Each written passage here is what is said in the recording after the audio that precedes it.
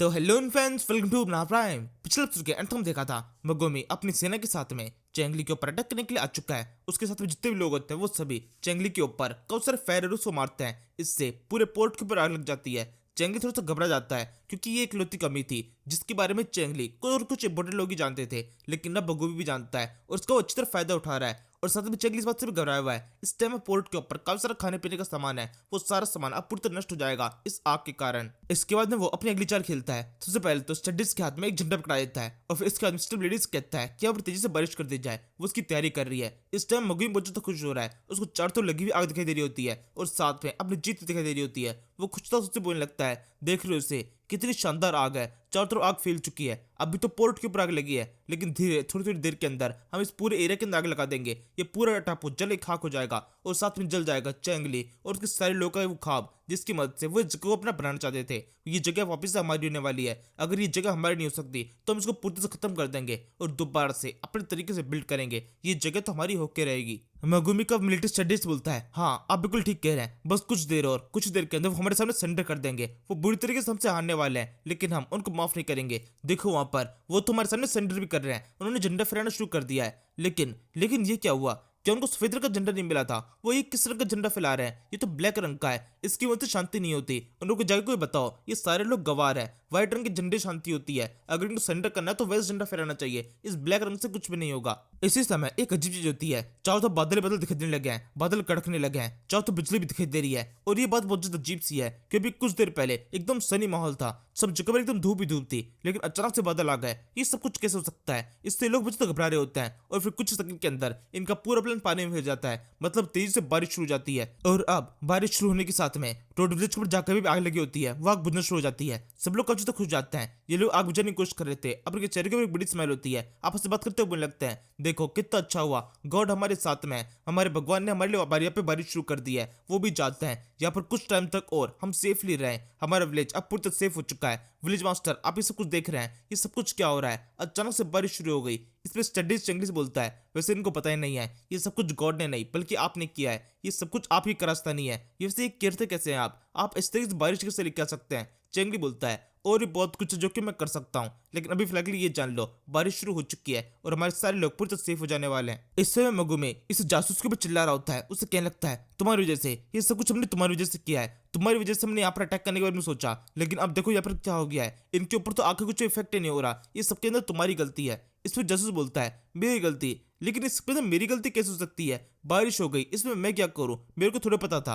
और अब इसी के साथ मगुमे गुस्सा और ज्यादा बढ़ जाता है। वो कहने लगता है, इतनी हिम्मत, तुम मुझसे जबल लड़ने की कोशिश कर रहे हो? तुम केवल एक जासूस हो और मैं हूं यहाँ का किंग मगुमी। मेरा नाम मगुमी है, तो बिल्कुल भी इस तरीके से मुझसे बात नहीं कर सकते। हमेशा अपनी औकात में रहो कि तुम केवल एक जासूस हो, हमारे एक नौकर जो कि हमारे बताए सबसे काम करता है। इस तरह पर ब्रिटिश स्टडीज आगे बढ़ते बोलता है, नहीं ऐसा सब कुछ करने की जरूरत नहीं है। इतने दिन की इंसल्ट करने से अच्छा होगा हमें इस बात पर फोकस करना चाहिए कि इस बार का अटैक कितना शानदार था। हमारे कुछ भी लोग मारे रह गए और हमने कितने सैनिक से उन लोग कितना नुकसान कर दिया। ये जो फायर अटैक था इसका प्लान काफी शानदार था और परफेक्टली वर्क भी कर रहा था, लेकिन यहाँ पर दिक्कत हो गई इस बारिश के कारण। अगर बारिश नहीं होती तो आज की फाइट के अंदर जीत चुके होते और हम एक नया इतिहास रख देते। वैसे मास्टर मगुमी, आपको क्या लगता है इस बारिश के अंदर क्या कुछ अलग है? जब पिछली बार रिंग ट्रैप के लोगों से इनकी फाइट हो रही थी तब भी ऐसा ही कुछ हुआ था। इस तरह की बारिश शुरू हो गई थी और ये बारिश बिल्कुल उस टाइम पर हुई थी जब इन लोगों को फायदा होता था। ऐसा कैसे सकता है? मगुमी कहता है, तुम कहना क्या चाहते हो? इसका मतलब वो अफवाह जो कि हमने सुनी थी वो सारी अफवाह एकदम सही थी। इसे मिलिट्री स्टडीज बोलता है, हाँ बिल्कुल, वो सारी अफवाह काफी तक ठीक हो सकती है। वहां पर उधर देखिए, उस वॉच टावर के ऊपर दो बंदे हैं, एक तो सेंग जी है और दूसरे चेंगली। और मैंने देखा था सेंग जी उस टाइम पे कुछ हरकतें करने की कोशिश कर रहा था और उसी वजह से ये सब कुछ हुआ है। इसके बाद हम इस स्ट्रेटेजी को देखते हैं जो कि इस टाइम बारिश के अंदर भीग रहा है। वो चेंगली कहने लगता है, मुझे लगता है हमें इसे नीचे उतर लेना चाहिए क्योंकि अभी यहाँ पर काफी ज्यादा खतरा है और मेरी बॉडी बिल्कुल भी इतनी तेज बारिश को बर्दाश्त नहीं कर सकती। यहाँ पर बहुत तेज बारिश हो रही है। क्या अपनी मैजिक को थोड़ा सा लाइट कर सकते हैं ताकि बारिश थोड़ी सी कम हो जाए? चेंगली कहता है, ये बारिश तो अभी शुरू हुई है, तुम बस देखते जाओ इस बारिश के अंदर क्या क्या होता है। तुम्हें नीचे की तरफ तो मैं लेके चला जाता हूँ। इसके बाद चेंगली स्टडीज को बड़े आराम से नीचे तरफ लेके आता है। इस टाइम पर हार्ट अपने अगले स्टेप पर जाने के लिए तैयार है। वो सोच के बैठी हुई है ये लोग अभी यहाँ पर इंतजार कर रहे हैं बारिश के रुकने का और तुरंत ही दोबारा से अटैक करने की कोशिश करेंगे, लेकिन अब की बार इनको इसे भगाना पड़ेगा। इसके अंदर मौसम को और भी बिगाड़ देती है। पानी के अंदर अब लहर उठने लगी है जिसके कारण नाव के ऊपर इफेक्ट होने पड़ा है। वो बुरी तरह से लहराने लगती है। अचानक से आए इस पानी के तूफान के कारण ये सभी लोग बुरी तरह घबराने लगते हैं। मगुमी कहता है ये सब कुछ क्या हो रहा है, अचानक समुद्र के अंदर इतना भूचाल सा कैसे आ गया, ऐसा नॉर्मली अचानक से नहीं होता है, इसके थोड़ा बहुत टाइम तो मिलना ही चाहिए। लेकिन वहां पर उधर सामने तो देखो और भी खतरनाक चीज जल्दी होने वाली है। वहां पर एक भवंडर सा दिखाई दे रहा है, वो भी पानी के ऊपर, मतलब अब हम सबके सब खत्म होने वाले हैं। और फिर ऐसा होता भी है, इस भवंडर के कारण काफी सारे शिप टूट जाते हैं और शिप के जितने भी लोग होते हैं वो सबके सब मारे जाते हैं। उनकी लाशें तैरते हुए एकदम साइड की तरफ आ जाती है। जंगली इस टाइम पर इस जगह मौजूद होता है, इन सारी लाशों को देख रहा होता है और फिर स्ट्रेटेजी से कहता है यहाँ पर जितने भी लोग जिंदा बचे हुए हैं इन सभी को पकड़ लो, हम इनको अपने पास में अरेस्ट करके रखेंगे, हमारे कुछ नए मेहमान हैं जो कि यहाँ पर आ चुके हैं। फिर वो हार्ट से कहता है हार्ट तुम्हारा शुक्रिया, ये सब कुछ तुम्हारी वजह से हुआ है, अगर तुम यह मदद नहीं करती, वह बारिश लेके नहीं आती तो इस फाइट के अंदर हम हार चुके थे। हार्ट कहती है थैंक यू कहने की जरूरत नहीं है, वैसे भी मैं आपकी स्पिरिट बेस्ड हूँ, आपकी मदद करना मेरी जिम्मेदारी बनती है, अगर किसी भी तरह की मदद की जरूरत है तो मैं तुरंत ही मदद करने के लिए तैयार रहूंगी। लेकिन फिर भी इस बार तो ये मानना पड़ेगा, इस बार उन्होंने बहुत ज्यादा सोच के अटैक किया था। जो अटैक था वो काफी शानदार तरीके से था, फायर अटैक। उनको हमारी कमजोरी का पता चल गया। जंगली सोचने लगता है हाँ बिल्कुल ये तुम ठीक कह रही हो, उनको कमजोरी और कैसे पता चला। वो स्ट्रेटेजिस्ट से पूछता है स्ट्रेटेजिस्ट तुम्हें क्या लगता है उनको इसके बारे में किसने बताया, किसने कहा उनसे कि हमारे फायर अटैक करना चाहिए। स्ट्रेटेजिस्ट कहता है मुझे क्या पता, मुझे बिल्कुल भी आइडिया नहीं है। ये स्ट्रेटेजिस्ट बात जिस तरह से कह रहा है इससे पता चलता है उस नशे के अंदर से जो कुछ भी कहा वो सब कुछ तो खुद को भी याद नहीं है, इसलिए तो सफाई से झूठ बोल पा रहा है। यहाँ से अब हम कुछ घंटों बाद से देखते हैं जंगली इस टाइम पर इन सारे कैदियों के बीच में यहाँ पर सारे सिपाही बैठे हुए हैं जिनके हाथ पांव बंधे हुए हैं। जंगली इन सभी से बोलने लगता है तुम सब के सब अब कुछ टाइम के लिए हमारे मेहमान हो, लेकिन बिल्कुल घबराने की जरूरत नहीं है, हम आप लोगों के साथ में एकदम अच्छा बिहेव करेंगे। वैसे तो जो आपका लीडर है मगुमी वो बिल्कुल भी इसके लायक नहीं है कि उसके लोगों के साथ में इतना अच्छा बिहेव किया जाए, लेकिन फिर भी क्योंकि हम अच्छे लोग हैं इसलिए सबके साथ में अच्छा बिहेव करते हैं। अगर आप लोग चाहते हैं आप लोग जिस तरह का बिहेव कर रहे हैं वो बिहेव आगे बना रहे तो उसके बदले में हमारे कुछ काम आप लोग करने पड़ेंगे। कुंचन के बारे में आपको जो कुछ पता है, मगुमी के बारे में जो कुछ पता है वो सब कुछ हमें बताओ, हमें बताओ उनके पास किस तरह की फायर पावर है।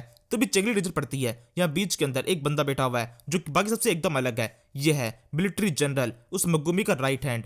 सिस्टम की मदद से जंगली को आसानी से इसके बारे में पता चल जाता है। वो उससे कहता है मिलिट्री जनरल तुमसे मिलकर बहुत ज्यादा खुश हुई। जनरल कहता है तुम मुझे कैसे जानते हो, और उसके बाद जॉब में मिल जाता है। उसके पीछे की सारी स्ट्रेटेजिस्ट के ऊपर एंट्री होती है। वो मन में सोचने लगता है ये सब कुछ जरूर से ये स्ट्रेटेजिस्ट कर रहा है, इसको हमारे बारे में सब कुछ पता है और ये सारी जानकारी जंगली को देता है कि जितना सोचता उससे भी ज्यादा चालाक है और उसकी बुद्धि एकदम अलग तरह चलती है। और इस तरीके से इस मिलिट्री जनरल के दिमाग के अंदर सेंगजी को लेकर जो कुछ भी गलत छवि बनी हुई थी वो और ज्यादा पक्की होने लगती है। उसके सामने अपना सर झुकाने लगता है। इसके बाद में इस पूरे मसले को शांति से सुलझाने की बात की जाती है। मगुमी अपने कुछ खास लोगों को, अपने कुछ लेफ्टिनेंट्स को इस जगह भेजता है। जंगली के लोग भी इस जगह बात करने के लिए पहुंचते हैं। ये लोग एक रूम के अंदर है जहां पर इनको बात समझाई जाती है कि दोनों देश आपस में एक ट्रीटी साइन कर लेते हैं जिसके अंदर वो कभी भी एक दूसरे को प्रोटेक्ट करने की कोशिश नहीं करेंगे, एक दूसरे की सीमाओं को सम्मान करेंगे और बेकार की फाइट नहीं होगी। इस पे सिपाही थोड़ा स्टार्टिंग के अग्रेसिव हो जाते हैं। वो मना कर रहे होते हैं कि नहीं ऐसा बिल्कुल भी नहीं होगा, तुम्हें इस जगह खाली करना पड़ेगा। लेकिन थोड़ा जिद करने के बाद में क्योंकि लुबाई की बातें बहुत अच्छी है, जंगली ने एकदम सही बंदों को बात करने के लिए भेजा है। लुबाई एकदम परफेक्टली पूरी बातों को टोड विलेज के पक्ष में कर लेता है और फिर ट्रीटी साइन हो जाती है। अब बेकार किसी भी तरह की फाइट नहीं होगी।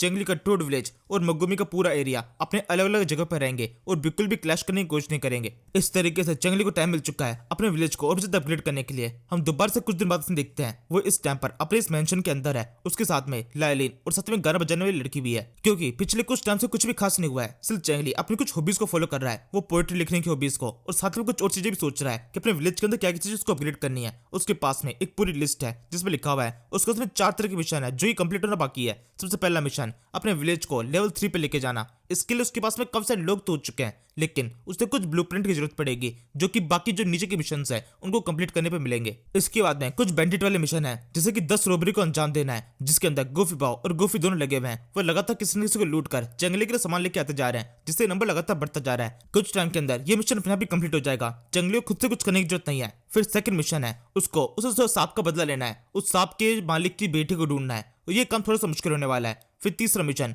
उसको 10 बार अपने विलेज को डिफेंड करना है। ये भी काफी तक आगे बढ़ चुका है, लेकिन इसे कंप्लीट करने में थोड़ी दिक्कत आएगी क्योंकि अभी फिलहाल के लिए कोई भी जंगली के विलेज को प्रोटेक्ट करने वाला नहीं है। इन सारी चीजों के बारे में जंगली सोच रहा होता है और साथ में पोएट्री भी लिख रहा है। एंड वो एक पोएट्री लिखता है जिसमें लिखा हुआ है जो कमजोर होता है उसको दबाया जाता है, लेकिन जो कमजोर होता है उसकी सोच भी कमजोर के हिसाब से ही होती है। वो केवल अपने बारे में सोच रहा होता है, लेकिन ताकतवर बंदा अगर सही तरीके से आगे बढ़े तो अपने साथ में एक पूरी पीढ़ी को, पूरी सदी को आगे लेके जाता है। इसी समय गुफी बॉब की एंट्री होती है, जो कब तक खुश होता है। जंगली कहने लगता है, मेरे पास में एक अच्छी खबर है। जंगली बोलता है, अच्छी खबर, क्या तुम गेहूं लेके आ चुके हो? गुफी बॉब बोलता है, हाँ बिल्कुल, मैं लेके आ चुका हूँ, लगभग 3 लाख पाउंड। ये एक बहुत बड़ा अमाउंट है। वैसे तो हमने उनसे लेने की कोशिश की थी, उनसे खरीदने की कोशिश की थी, लेकिन उन लेफ्टिनेंट से हमें बेचने से मना कर दिया, तो फिर कोई दूसरा रास्ता नहीं था। हमने उन सभी को लूट लिया। उनमें से 8 लेफ्टिनेंट अब लूटे जा चुके हैं और उनके पास जितना भी सामान था वो सारा सामान हम लेके आ चुके हैं। इससे एक बात तो पक्की हो चुकी है, वो उन्होंने हमारे साथ में ट्रीटी तो साइन कर लिया है। वो कभी हम पर अटैक करने वाले नहीं है, लेकिन कभी हमारे साथ में किसी का बिजनेस भी नहीं करेंगे। हमने उनको इतना बुरा लूटा है, अब तो हमसे और भी तो गुस्सा हो गए होंगे।